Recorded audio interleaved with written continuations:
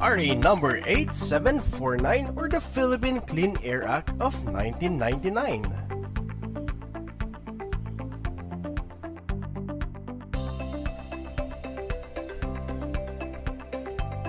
Philippine Clean Air Act of 1999, Policy of the State.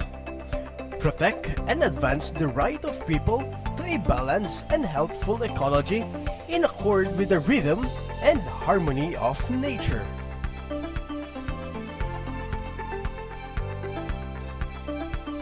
Attain and maintain a balance between development and environmental protection.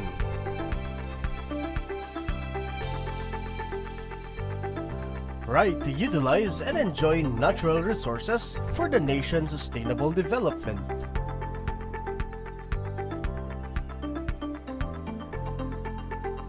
Maintain a quality of air that protects human health and welfare. Right of citizens to breathe clean air.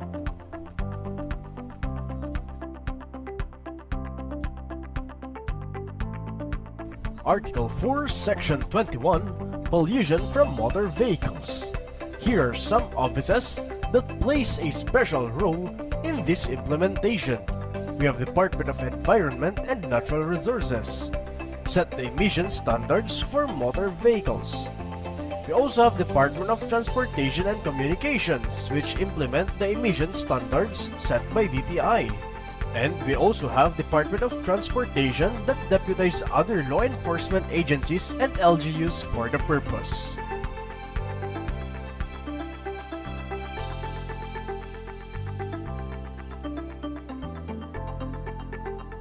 Here are the functions. Inspect and monitor the emissions of motor vehicles. Prohibit or enjoin the use of motor vehicles or a class of motor vehicles in any area or street at specified time. And authorize private emission testing centers duly accredited by Department of Trade and Industry or DTI.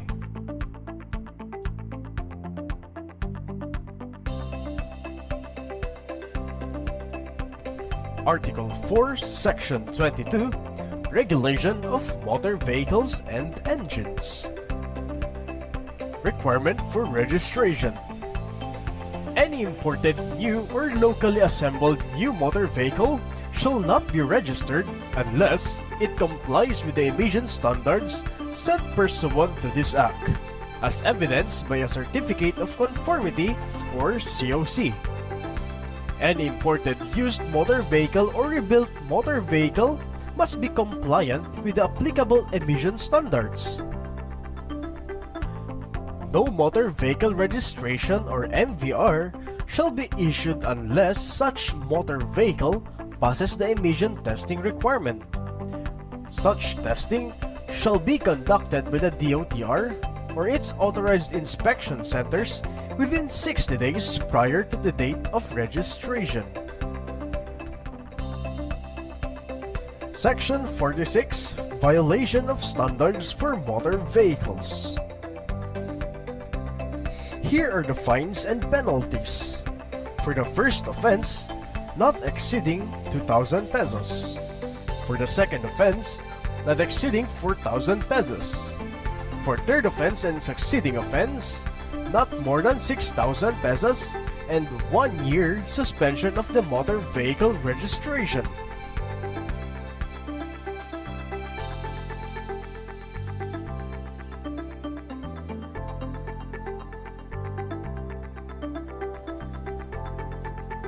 And for the violators, the driver and operator of the apprehended vehicle shall undergo a seminar on pollution control and management conducted by the Department of Transportation.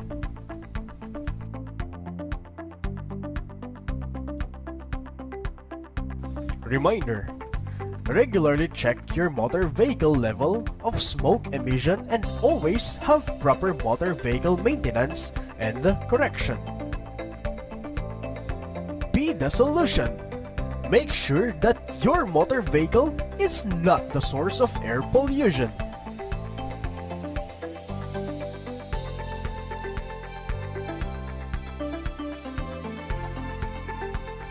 Let's move on to RA number 8750, Seatbelts Use Act of 1999.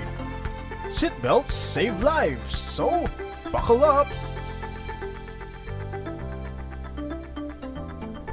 What is Seatbelts Use Act? Coverage, we have private and public.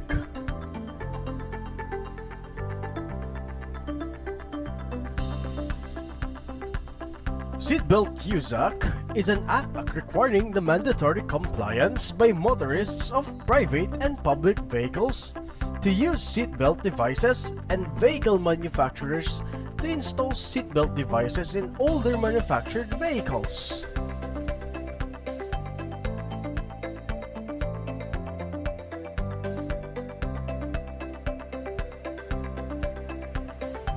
Coverage: drivers and passengers. Posting of appropriate signage on public or for hire vehicles. Manufacturers, assemblers, bodybuilders, distributors, and dealers of motor vehicle.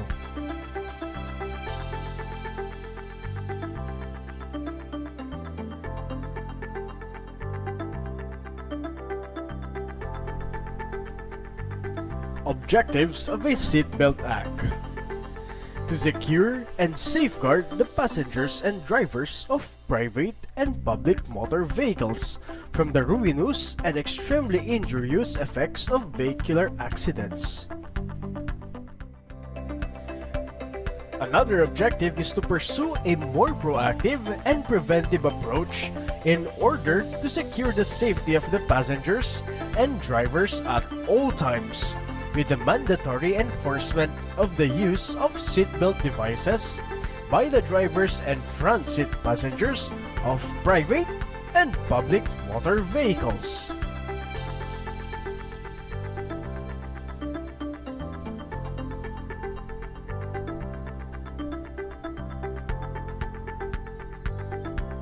Wearing a seatbelt is the most effective way to prevent death and serious injury in a crash. People not wearing seatbelt are 30 times more likely to be ejected from a vehicle during a car crash.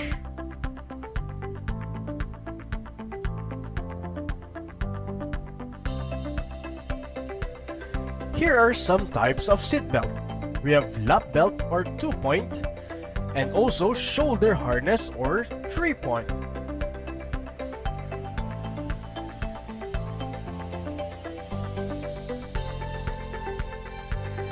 Nature of violations, fines, and penalties. For driver, conductor, operator, and owner: failure to wear the prescribed seatbelt. Allowing a child 6 years old and below seated on the front passenger seat. For those who would violate, first offense would be 1,000 pesos, second offense 2,000, third offense 5,000 plus 1 week suspension from the payment of fine for the third and succeeding offense.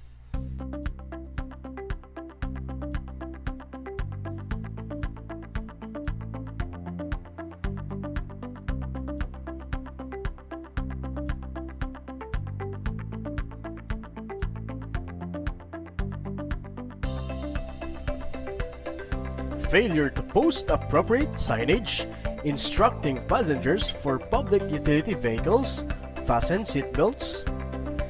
Failure to instruct front seat passengers to wear seatbelts. For public utility vehicle, both the driver and the operator are liable to fine 3,000 for every violation.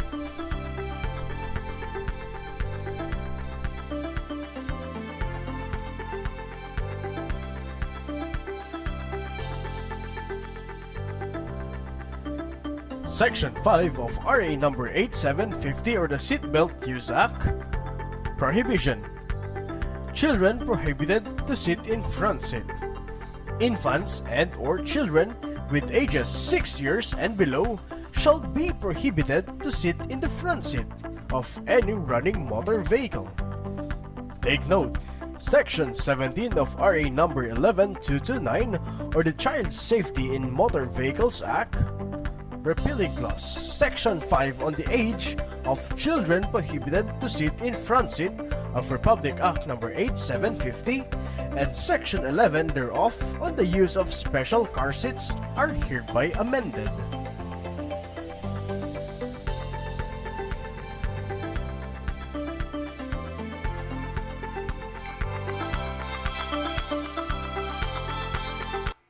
Hereby amended.